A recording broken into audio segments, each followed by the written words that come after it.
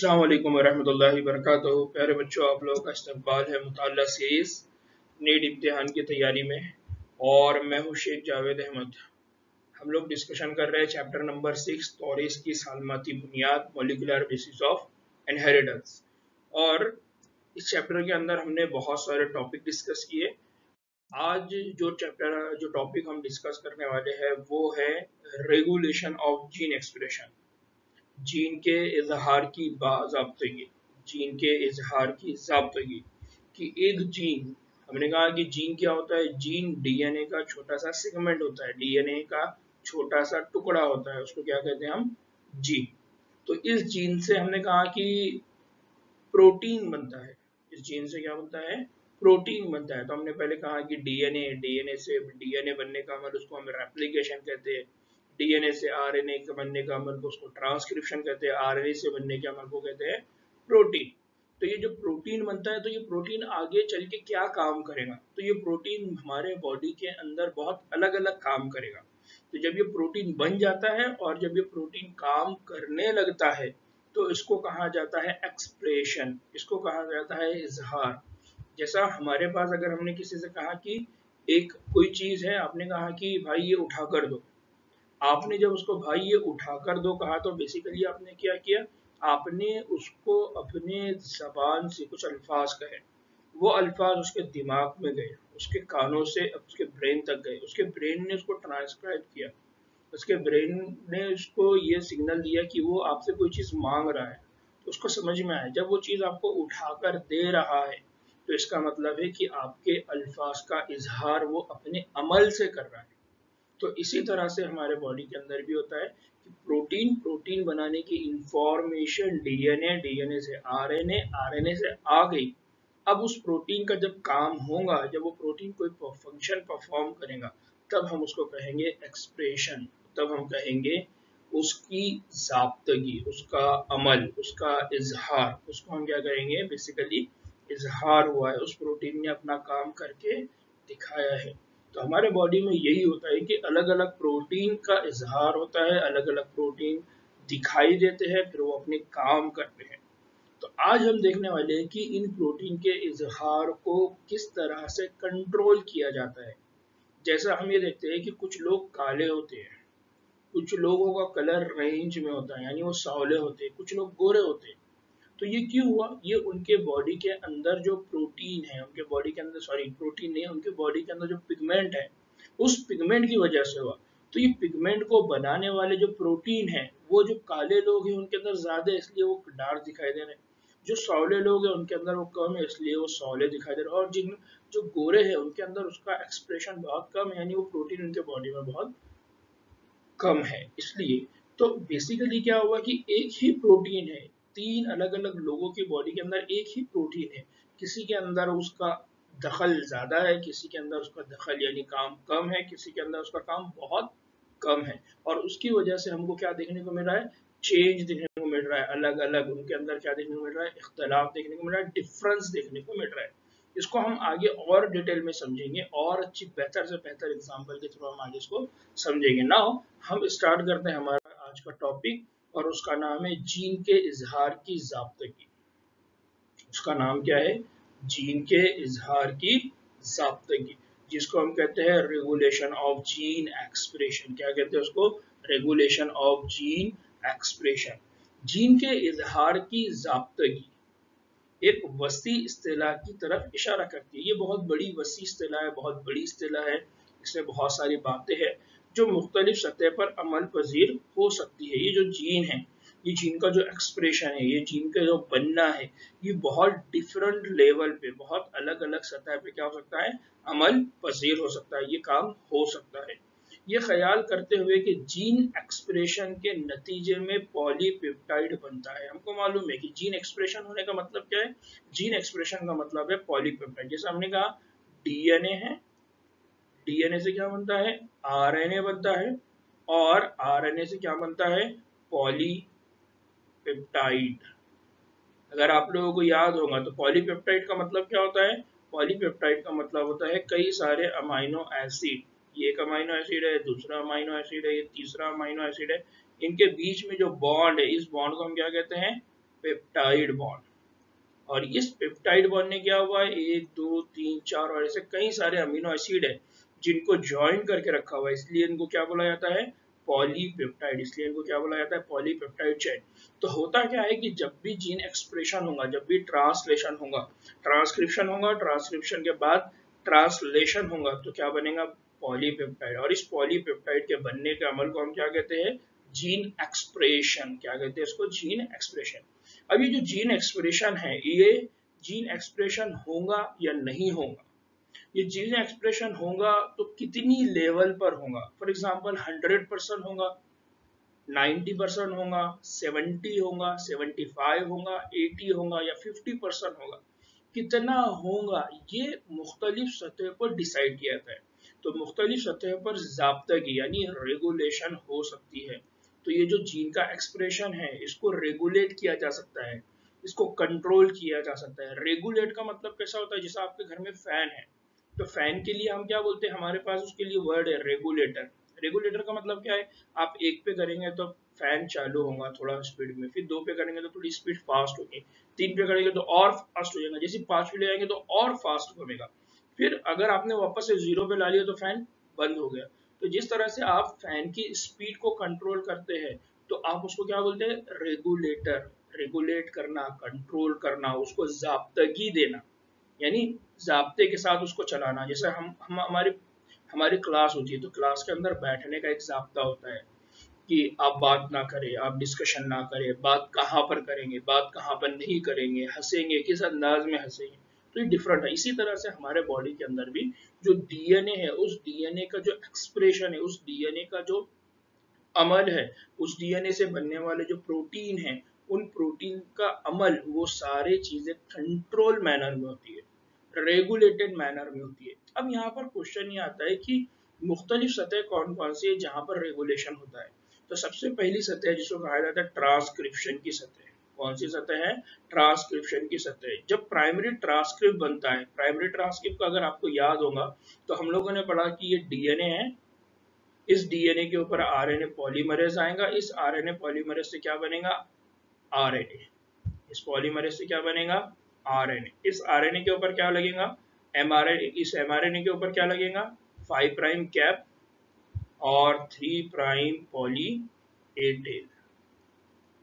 ठीक है, तो ये जब अमल हो रहा है, उस वक्त यहाँ पर क्या हो सकता है, रेगुलेशन हो सकता है। उस वक्त क्या हो सकता है कि आप इस प्रोटीन, इस आरएनए को, इस एमआरएनए को बनने से रोक सकते हैं, या इस एमआरएनए का कितना प्रोडक्शन होना चाहिए, ये एमआरएनए कितना बनना चाहिए, उसको भी आप क्या कर सकते हैं, कंट्रोल कर सकते हैं। तो यहाँ पर ये क्या बता रहे हैं कि ट्रांसक्रिप्शन की सतह पर भी आप क्या कर सकते हैं, रेगुलेट कर सकते हैं, कंट्रोल कर सकते हैं कि किस किस्म का एमआरएनए बनेगा, उस एमआरएनए के अंदर आगे चल के कौन सी इंफॉर्मेशन आएगी। ये सारे आप क्या कर सकते हैं, यहाँ पर कंट्रोल कर सकते हैं, रेगुलेट कर सकते हैं। दूसरी सतह होती है जिसको कहते हैं प्रोसेसिंग की सतह। प्रोसेसिंग की सतह अगर आपको याद होगा, तो हमने कहा था कि इसके अंदर क्या होती है, स्प्लाइसिंग होती है। यानी क्या होता है स्प्लाइसिंग के अंदर, स्प्लाइसिंग के अंदर होता है रिमूवल, रिमूवल ऑफ इंट्रॉन। किसको निकाला जाता है, इंट्रॉन को निकाला जाता है। तो उस प्रोसेस को, उस वक्त उस अमल को क्या कहते हैं हम, स्प्लाइसिंग। तो इसमें क्या हो सकता है, प्रोसेसिंग के दौरान में जो एक्सॉन इंट्रॉन सीक्वेंस है, तो कौन सी वाली एक्सॉन रहेगी, कौन सी वाली एक्सॉन नहीं रहेंगी, इंट्रॉन कौन सी रख सकते हैं, कौन सी इंट्रॉन नहीं रखना है, फिर एक्सॉन में भी कौन कौन सी हमारे काम की है, उसी एक्सॉन सीक्वेंस को हम रखेंगे। इस तरह से भी हम वहां पर क्या कर सकते हैं, कंट्रोल कर सकते हैं। इसी तरह से एमआरएनए का, एमआरएनए के मरकजे से साइटोप्लाज्म में मुंतकिल। अब एमआरएनए है, इस एमआरएनए का मरकजे से साइटोप्लाज्म में मुंतकिली का जो अमल है, एमआरएनए का मरकजे से, फॉर एग्जांपल हमने कहा कि ये सेल है और ये मरकजा है, यहाँ पर डीएनए है, डीएनए से यहाँ क्या बना, आरएनए। अब ये आरएनए कहाँ पर आएगा, साइटोप्लाज्म में। साइटोप्लाज्म में आने के बाद यहाँ क्या होगा, उसका ट्रांसलेशन का अमल। अब एमआरएनए के मरकज से साइटोप्लाज्म में मुंतकिल, यानी अगर आपको ये एमआरएनए है, अब इस एमआरएनए का आपको एक्सप्रेशन नहीं करवाना, या इस एमआरएनए का एक्सप्रेशन आपको 2 दिन के बाद करना है, या इस एमआरएनए का एक्सप्रेशन आपको 10 दिन के बाद करना है, या इस एमआरएनए का एक्सप्रेशन आपको कुछ मिनट नहीं करवाना है, कुछ दिनों के बाद करवाना है, तो आप क्या करेंगे, उसको न्यूक्लियस से बाहर नहीं आने देंगे। न्यूक्लियस से बाहर नहीं आने देने के लिए आप क्या करेंगे, यहाँ पर स्टॉपर लगा देंगे। तो आप क्या कर सकते हैं, यहाँ पर mRNA बाहर आएगा या नहीं आएगा, इसको डिसाइड करेंगे, इसको रेगुलेट करेंगे, इसको कंट्रोल करेंगे। तो यहाँ पर जो तीसरा अमल है रेगुलेशन का, वो तीसरा अमल कौन सा है, वो तीसरा अमल है mRNA के मरकजी से साइटोप्लाज्म में। चौथा अमल क्या है, चौथा अमल है ट्रांसलेशन लेवल पे, कि जब ये mRNA फॉर एग्जांपल अब साइटोप्लाज्म में आ गया, mRNA कहाँ पर आ गया, mRNA साइटोप्लाज्म में आ गया। अब इस mRNA का ट्रांसलेशन कब होगा, इस mRNA से प्रोटीन कब बनेगा, इस mRNA से प्रोटीन कब बनेगा, ये आप डिसाइड करेंगे। तो यहाँ बेसिकली क्या होता है कि चार अलग अलग लेवल के ऊपर जो जीन है, जो डीएनए का छोटा सा टुकड़ा है, उससे बनने वाले प्रोटीन को कंट्रोल किया जा सकता है कि उससे प्रोटीन बनेगा या नहीं बनेगा। बनेगा तो कौन सा बनेगा, बनेगा तो कितना बनेगा, बनेगा तो कब बनेगा, बनेगा तो कहाँ बनेगा। इस तरह के पूरे कंट्रोल मैकेनिज्म हम क्या कर सकते हैं, यूज कर सकते हैं। इससे फायदा क्या होगा, इससे फायदा ये होगा कि हम हमारे हिसाब से किसी भी काम को करवाएं। मैं उसकी छोटी सी एग्जांपल देता हूँ। छोटी सी एग्जांपल ये है कि फॉर एग्जांपल हमारे पास खेत है और यहाँ से हमको बहुत सारे टोमेटो मिलते हैं, है ना, टमाटर मिलते हैं। अब ये जो टमाटर है हमारे पास, मार्केट टमाटर है, किसान टमाटर लेकर आता है मार्केट में। टमाटर लाने के बाद क्या होता है कि वो टमाटर का एक पर्टिकुलर टाइम है, एक स्पेसिफिक टाइम है, एक मखसूस वक्त है जिसके अंदर वो टमाटर पक जाता है। पकने का मतलब ये है कि उसके ऊपर की जो कवर है वो लूज हो जाती है, ढीली हो जाती है, हम उसको बोलते हैं कि सड़ जाती है। लेकिन हम ये चाहते हैं कि हमारे पास जो टमाटर है वो 10 दिन के बाद मार्केट में आए। इसका मतलब है कि 10 दिन के बाद उसका कलर रेड होना चाहिए, 10 दिन तक उसके अंदर कोई भी पकने का अमल नहीं होना चाहिए। तो अब हम क्या करेंगे, तो हम क्या करेंगे, उसके अंदर वो सारे प्रोटीन जो उसको पकाने का काम करते हैं, जो उसको सड़ाने का काम करते हैं, उनके एक्सप्रेशन को क्या कर सकते हैं, ऑफ कर सकते हैं। उनके एक्सप्रेशन को अगर हमने रोक दिया तो वो प्रोटीन बनेंगे नहीं, वो प्रोटीन नहीं बनेंगे तो वो जो टमाटर की कोटिंग है, वो जो टमाटर का कवर है, वो रेड नहीं होगा, रेड नहीं होगा तो वो थोड़े दिनों के बाद सड़ेगा नहीं। तो इस तरह से साइंटिस्ट ने दिमाग लगाया कि अगर हमने यार इस कवर को सड़ने से अगर बचा दिया तो इस टमाटर को हम 10 दिन तक भी, 1 महीने तक भी, 1 साल तक भी स्टोर करके रख सकते हैं। तो ये कहाँ पर, ये किस वजह से हुआ, जीन के रेगुलेशन की वजह से।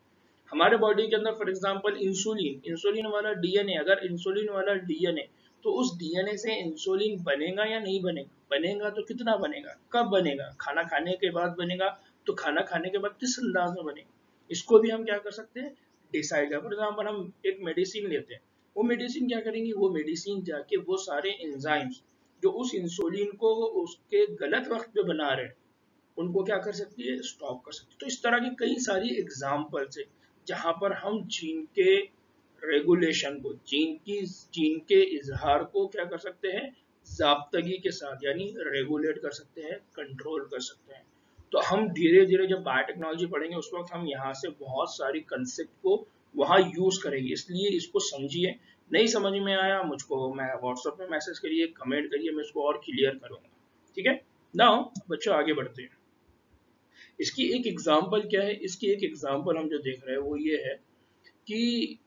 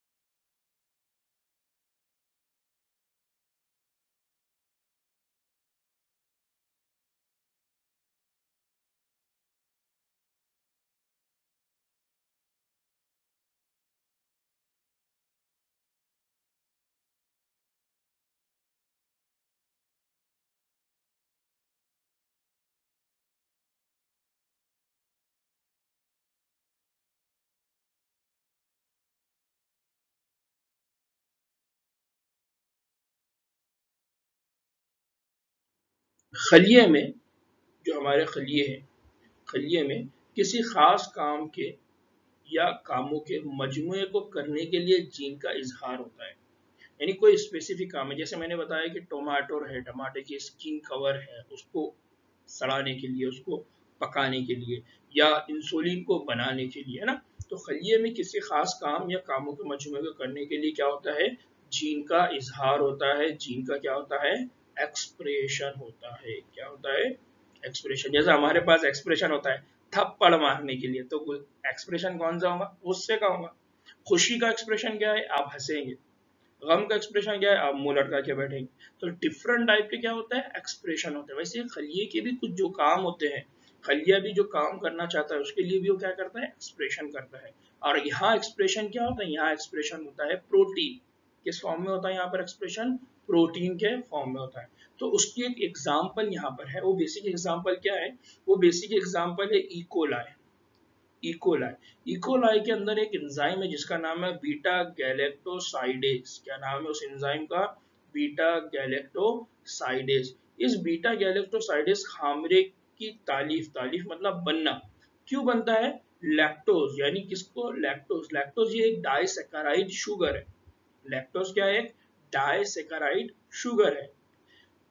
उस शुगर को वो गैलेक्टोज और ग्लूकोज में क्या करता है, तोड़ता है। तोड़ता है मतलब हाइड्रोलेसिस करता है। अब यहाँ पर देखिए फिर स्पेलिंग मिस्टेक, यहाँ पर फिर अल्फाज के अंदर गड़बड़ है। हाइड्रोलेसिस क्या करता है वो, उसका हाइड्रोलेसिस क्या करता है, हाइड्रोलेसिस।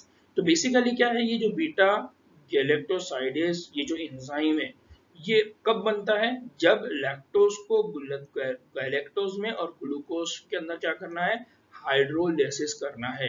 तो बेसिकली ये बीटा गैलेक्टोसिडेज का अमल वो उस वक्त उसका एक्सप्रेशन होता है, वो उस वक्त उसका इजहार होता है जब लैक्टोज शुगर को किसमें तोड़ना होता है, गैलेक्टोज और ग्लूकोज में। बैक्टीरिया में ये ग्लूकोज और गैलेक्टोज क्या करते हैं, तो ये तवानाई के जरिए के तौर पर इस्तेमाल होते हैं। यानी हम बोलते हैं ना ग्लूकोज, आप रनिंग करते हैं, आप थक गए तो आप ग्लूकोज लेते हैं, या आप कहीं से चल के आए तो आप ग्लूकोज लेते हैं। ग्लूकोज मतलब आपके बॉडी के अंदर वो क्या प्रोवाइड करता है, एनर्जी। उसी तरह से बैक्टीरिया को वो क्या प्रोवाइड करता है, एनर्जी। यानी वो बैक्टीरिया को क्या प्रोवाइड करता है, तवानाई। तो अब लिहाजा अगर बैक्टीरिया के अतराफ में लैक्टोज नहीं मौजूद है, तो इसको बीटा गैलेक्टोसाइड की तालीफ की जरूरत नहीं है। बीटा गैलेक्टोसाइडेज ये इंजाइम या ये प्रोटीन कब बना, जब उस बैक्टीरिया की सराउंडिंग में, क्या था, उस बैक्टीरिया के अतराफ में क्या था, लैक्टोज। आपको गुस्सा कब आएगा, जब आपके सराउंडिंग में या आपके सामने कोई ऐसा काम होगा जो आपको पसंद नहीं है। आप कब हंसेंगे, जब आपको कोई ऐसी चीज मिलेंगी जिससे आपको बहुत ज्यादा खुशी होती है। तो इसी तरह से वो बैक्टीरिया के अंदर बीटा गैलेक्टोसाइडेज एंजाइम कब बनेगा, जब उसके सराउंडिंग में क्या होंगी, लैक्टोज, और उस लैक्टोज को उसको क्या करना है, इस्तेमाल करना है।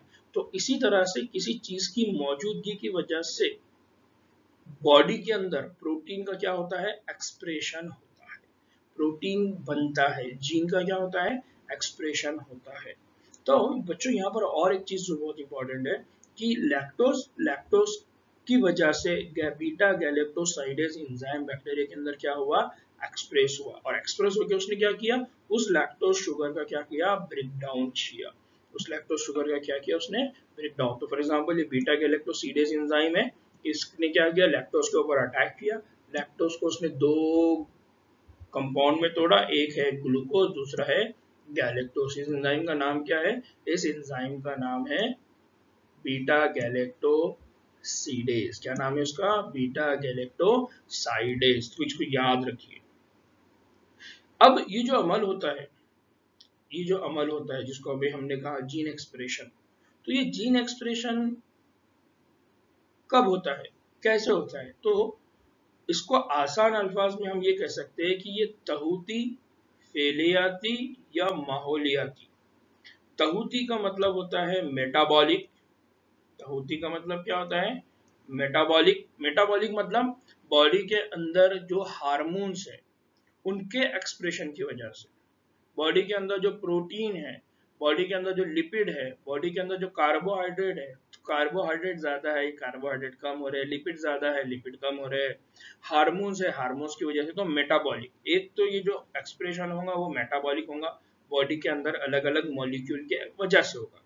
दूसरा फिजियोलॉजी, दूसरा क्या हो सकता है, फिजियोलॉजिकल, दूसरा क्या हो सकता है, फिजियोलॉजिकल, जो भी आप काम कर रहे हैं उसके अकॉर्डिंग, आप रनिंग कर रहे हैं तो आपको स्वीटनेस आता है, पसीना आता है, आपके बॉडी का टेम्परेचर बहुत ज्यादा है, लेकिन आपके बॉडी का वो जो टेम्परेचर है वो 37 से ज्यादा एक्सीड नहीं होता, क्यों?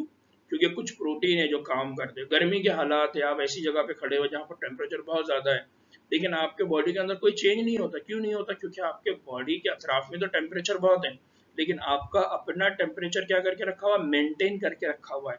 और ये मेंटेन करने का काम कौन कर रहा है? स्पेशल टाइप के प्रोटीन कर रहे हैं, स्पेशल टाइप के एंजाइम कर रहे हैं। ये स्पेशल टाइप के प्रोटीन या एंजाइम कहाँ से बने? ये किसी डीएनए की इंफॉर्मेशन से बने। तो फिजियोलॉजिकल कंडीशन। इसी तरह से है आपका इन्वायरमेंटल कंडीशन। दूसरी कंडीशन कौन सी है?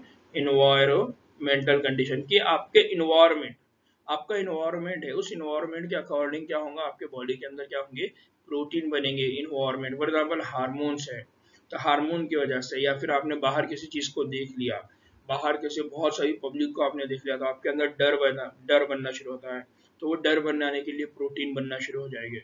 तो इस तरह से क्या होता है कि 3 लेवल पे हमारे बॉडी के अंदर क्या होता है, जीन का एक्सप्रेशन होता है, जीन की ज़ाब्तगी होती है, जीन को कंट्रोल किया जाता है, जीन से बनने वाले प्रोटीन, जीन से डीएनए से बनने वाले प्रोटीन बनेंगे या नहीं बनेंगे ये डिसाइड होता है। तो बेसिकली इसको याद रखना ये बहुत इंपॉर्टेंट है। बायोटेक्नोलॉजी में आपको इससे रिलेटेड और बेसिक कंसेप्ट क्लियर हो गए, ठीक है। उजुइयों के जिनेन, अब हम बात कर रहे हैं कि हमारे बॉडी के अंदर जो डेवलपमेंट होता है, हमारे जो उजू है, उजुइयों के बनने का अमल कैसा होता है? तो उजुइयों के जुनेन, उजुइयों के जुनेन, अब हमारे जो उजू है तो उनके जुनेन से बलूग तक नमू, यानी माँ के पेट में एक गोश्त के लोथड़े, यानी वो जो जुनैन है, उससे लेके बलूगत तक यानी जवानी तक जो डेवलपमेंट हो रहा है उजू का, हाथ बन रहे हैं, आंख बन रही है, कान बन रहे हैं, नाक बन रही है, बॉडी के अलग अलग पार्ट बन रहे हैं, बोन बन रहा है, ब्लड बन रहा है ना, ये सारे जो अमल हो रहे हैं नमू और डिफरेंशिएशन, कि आंख अलग हो गई, नाक अलग हो गई, कान अलग हो गए, माउथ अलग हो गया, दांत अलग हो गए, हाथ अलग हो गए, है ना। तो ये जो डिफरेंशिएशन भी, तो जुनैन के मुख्तलिफ मजमुओं के एक्सप्रेशन के रेगुलेशन और रब्त का नतीजा है। ये जो आपको डिफरेंशिएशन देखने को मिल रहा है, ये जो डेवलपमेंट देखने को मिल रहा है, ये भी किस वजह से हो रहा है? ये इसलिए हो रहा है क्योंकि हमारे बॉडी के अंदर क्या हो रहा है, एक्सप्रेशन हो रहा है। हमारे बॉडी के अंदर क्या हो रहा है, प्रोटीन के बनने का अमल हो रहा है, प्रोटीन का इजहार हो रहा है। और ये जो प्रोटीन का इजहार है, ये प्रोटीन का जो अमल है, ये रेगुलेट हो रहा है, और इसमें एक जाब्ता है, एक रब्त है, कि पहले आंख बनी, फिर नाक बनी, फिर कान बने। तो ऐसे कौन से प्रोटीन है जिन्होंने पहले आंख बनाए फिर वो खत्म हो गए, फिर कान बनाए फिर वो खत्म हो गए, फिर आंख बनाए फिर वो खत्म हो गए, फिर अब उनको मेंटेन करने वाले। तो बेसिकली क्या होता है कि हमारे बॉडी के अंदर पूरा कंट्रोल मैकेनिज्म होता है, और ये जो कंट्रोल मैकेनिज्म है, इस काम को करने के लिए अल्लाह ताला ने किसको किसको अपॉइंट करके रखे हुए? प्रोटीन्स को, एंजाइम्स को। तो वो प्रोटीन बनते हैं फिर खत्म हो जाते हैं, फिर बनते हैं फिर खत्म हो जाते हैं। इस तरह से हमारे बॉडी के अंदर ये पूरा काम चलता रहता है। ये एक सिस्टम चलती है, जैसा सूरज है, निकलता है फिर अपना काम करके चला जाएगा, चांद है, निकलेगा अपना काम करेगा चला जाएगा।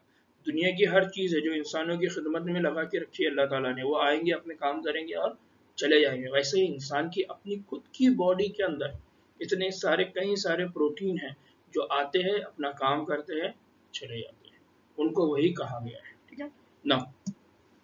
दूसरा जो और इम्पोर्टेंट पॉइंट है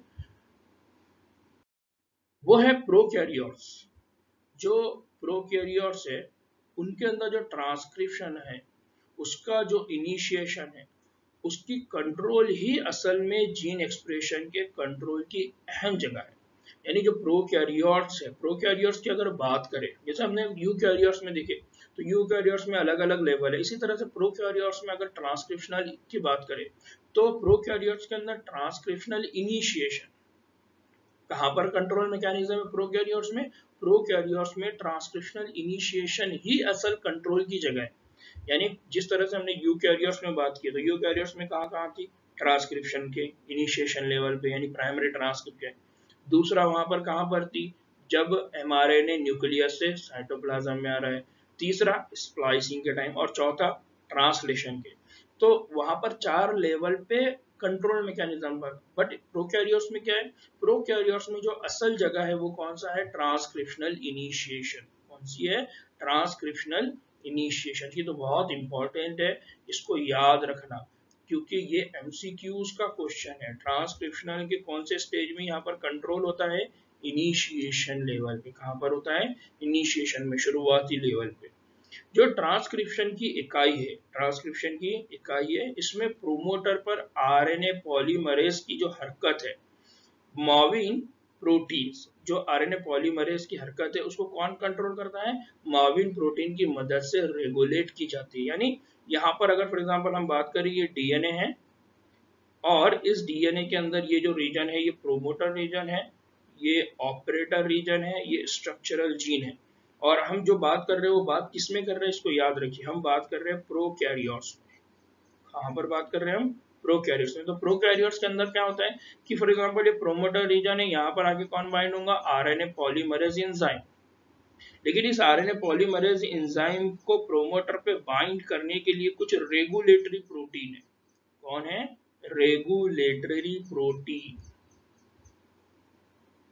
कौन है, रेगुलेटरी प्रोटीन, या आप कहेंगे माविन प्रोटीन। कौन है, माविन प्रोटीन। तो इस आरएनए पॉलीमरेज को इस प्रोमोटर रीजन पे बाइंड करने में, जाके अटैच होने में कौन हेल्प करेगा, हेल्प करेंगे माविन प्रोटीन। हेल्प कौन करेगा, रेगुलेटरी प्रोटीन, जो इसको स्टार्ट साइट को पहचानने की अहलियत पे असरअंदाज होते हैं। यानी ये जो आरएनए पॉलीमरेज है, ये आरएनए पॉलीमरेज स्टार्ट साइट पर बाइंड होगा, वहां से वो इनिशिएशन करेगा या नहीं करेगा, ये सब कौन डिसाइड करेंगे, माविन प्रोटीन। कौन डिसाइड करेंगे, माविन प्रोटीन। इसीलिए ये जो रेगुलेटरी प्रोटीन है, ये जो रेगुलेटरी प्रोटीन है, या तो ये इसको एक्टिवेट करेंगे या उसको क्या करेंगे, रिप्रेस करेंगे।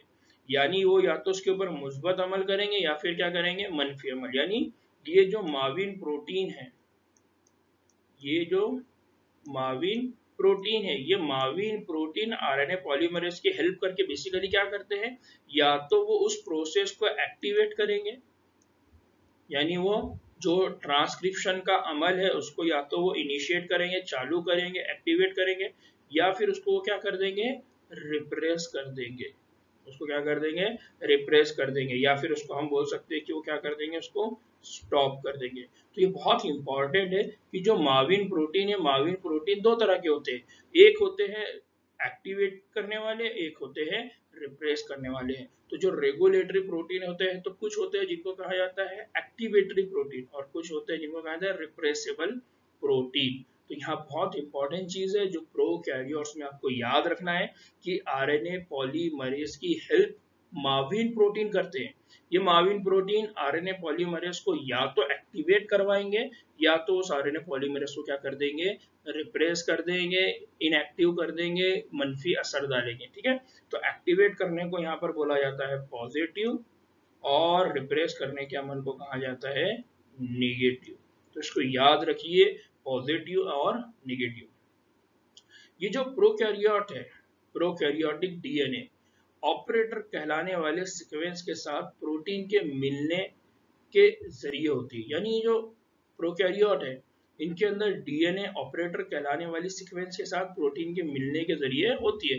यानी ये जो दोनों भी अमल हो रहा है, तो ये दोनों भी अमल में जो मनफी वाला अमल है, ये कब होगा, जब डीएनए के ऑपरेटर रीजन पे जाने के बाद वो बाइंड होगा। यानी फॉर एग्जांपल मैंने जैसे यहाँ पर कहा कि ये जो अमल है, अब अगर इसको इनिशिएट करना है, एक्टिवेट करना है, तो वो कहाँ जाके बाइंड होगा, एक्टिवेट करने के बाद माविन प्रोटीन जाकर बाइंड होगा प्रोमोटर रीजन पे। कहाँ पर जाके बाइंड होगा, प्रोमोटर रीजन पे। अगर उसको रिप्रेस करना है तो जाके कहाँ पर बाइंड होगा, ऑपरेटर रीजन पर। कहाँ पर जाके बाइंड होगा, ऑपरेटर रीजन पे। इस रीजन पे, ये जो ओ मैंने लिखा है ना यहाँ, ऑपरेटर। तो आरएनए पॉलीमरेज अगर यहाँ बाइंड हो गया तो रिप्रेस हो जाएगा, आरएनए पॉलीमरेज अगर यहाँ प्रोमोटर है तो वो क्या हो जाएगा, एक्टिवेट हो जाएगा। तो बेसिकली ऑपरेटर जो है, ये ऑपरेटर रीजन पे, ये माविन प्रोटीन बेसिकली जाके कहाँ पर हो जाएंगे, ऑपरेटर रीजन पे। माविन प्रोटीन जाके कहां पर बाइंड हो जाएंगे? ऑपरेटर रीजन पे, जिसके नतीजे में उमूमन प्रोमोटर फाल होता है। जिसके नतीजे में क्या होता है? प्रोमोटर फाल होता है। अक्सर ऑपरेटर्स में ऑपरेटर रीजन प्रोमोटर अनासिर से मुत्तसिल होते हैं। जिस तरह से यहाँ मैंने कहा कि अक्सर अक्सर क्या होता है? अक्सर ये होता है कि प्रोमोटर और उसके साथ क्या रहेगा? ऑपरेटर। तो ये दोनों भी एक दूसरे से क्या होते हैं? मुत्तसिल होते हैं, चिपके होते हैं। कुछ जगह पर ये अलग भी हो सकते हैं, यानी प्रोमोटर अगर यहाँ पर है तो ऑपरेटर यहाँ कहीं हो सकता है, ठीक है। तो ये भी कंडीशन होती है, लेकिन अक्सर क्या होता है? अक्सर होता ये है कि प्रोमोटर और ऑपरेटर हमेशा क्या रहेंगे? एक दूसरे से क्या रहेंगे? मुत्तसिल रहेंगे, एक दूसरे के साथ रहेंगे। अक्सर हालात में ऑपरेटर सीक्वेंस रिप्रेसर प्रोटीन से जुड़ता है। ये जो ऑपरेटर सीक्वेंस है, ऑपरेटर सीक्वेंस पे आके कौन जुड़ेगा? रिप्रेसर। कौन आके जुड़ेगा? रिप्रेसर माविन प्रोटीन। कौन सा प्रोटीन जुड़ेगा?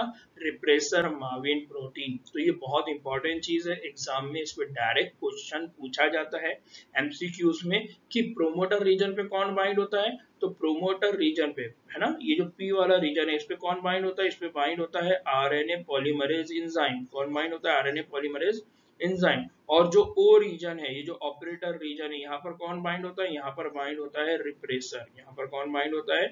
ऑपरेटर रीजन पे। ऑपरेटर रीजन पे बाइंड होता है रिप्रेसर।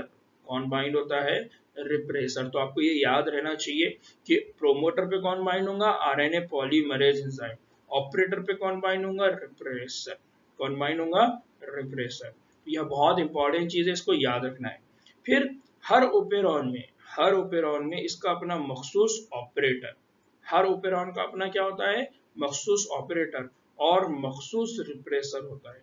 ये बहुत इंपॉर्टेंट चीज है, इसको याद रखिए। फॉर एग्जाम्पल अगर हम बात करें लैक ओपेरॉन, अभी हम एक एग्जाम्पल आगे देखने वाले हैं। अगर हम बात करें लैक ओपेरॉन, तो लैक ओपेरॉन की अगर हम बात करेंगे, हम इसको और आगे डिटेल में देखेंगे। मैं सिर्फ आपको एक चीज समझा देता हूँ ताकि आपको वो आगे नया ना लगे। ये है ओपेरॉन।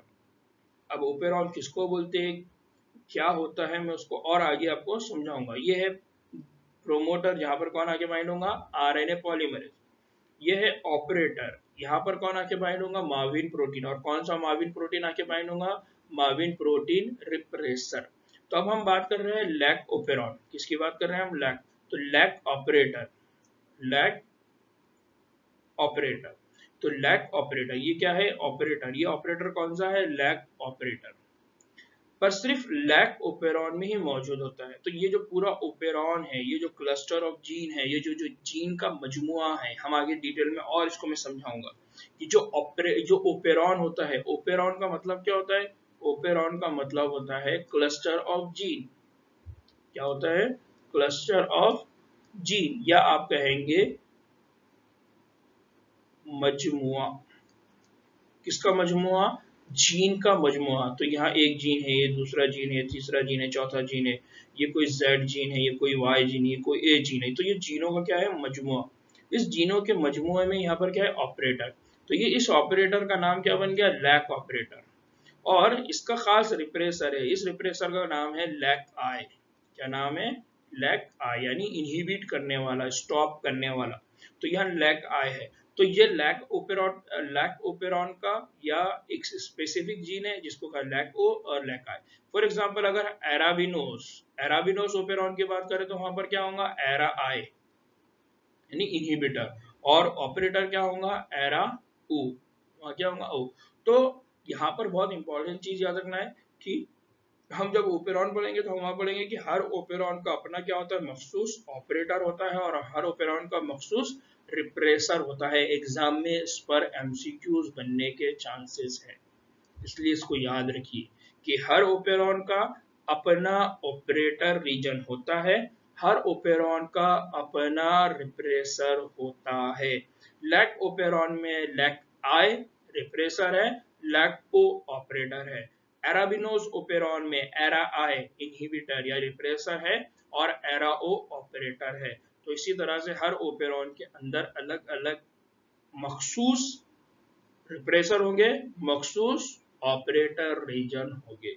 तो उम्मीद है कि ये जो तारुफी सेशन है जिनकी इजहार की बाज़ाब्तगी का प्रोसेस या ज़ाब्तगी का प्रोसेस का ये बहुत इंट्रोडक्टरी पार्ट है, लेकिन ये बहुत इंपॉर्टेंट है, ये आपको समझ में आया होगा। इसी से रिलेटेड एक एग्जाम्पल है जिसका नाम है लैक ओपेरॉन, हम वो नेक्स्ट लेक्चर में देखेंगे। इस लेक्चर में आपको जो भी डाउट है, जो भी क्वेश्चन है, जो भी क्यूरी है, आप उसको डिस्कस कर सकते हैं, मुझको व्हाट्सअप कर सकते हैं और कमेंट बॉक्स में लिख सकते हैं। और इससे पहले भी मैं आपको बोल चुका हूँ कि हमारे इस चैनल